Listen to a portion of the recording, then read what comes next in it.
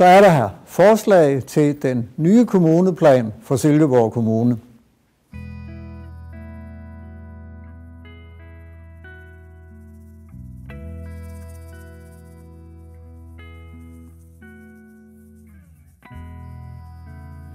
Indtil i dag, der har vi opereret med 4 kommuneplaner, 2 regionplaner, men nu er det 1 kommuneplan for den nye Silkeborg Kommune. Og det vil sige, at vi kan nu anskue den nye kommune i en helhed.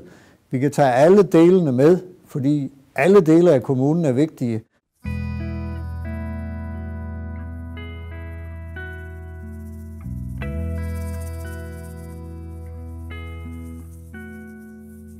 Vi skal udnytte, at kommunen nu er blevet stor, og det vil sige, at vi skal se alle delene som en samlet helhed.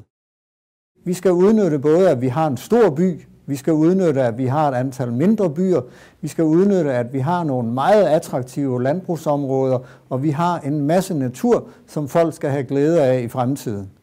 Og derfor er der jo så mange dele af kommuneplanen med.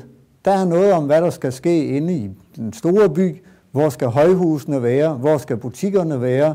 Der er noget om, hvad der skal være ude i de mindre byer. Hvor skal der være nye boligområder derude, som grundlag for, at de kan udvikle sig. Og forslaget til kommuneplanen er jo et tilbud til dig om at være med til at skabe fremtiden i Silkeborg Kommune. Vi har i forvejen været ude og snakke med mange. Vi har haft lokalrådene involveret. Vi har haft en række organisationer involveret.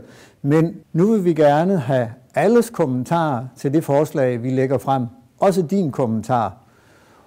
Du kan både gøre det ved at direkte henvende dig til Silkeborg Kommune. Du kan også invitere os ud, politikere og embedsmænd. Vi kommer rigtig gerne, fordi vi ønsker sammen med dig at skabe den bedst mulige kommuneplan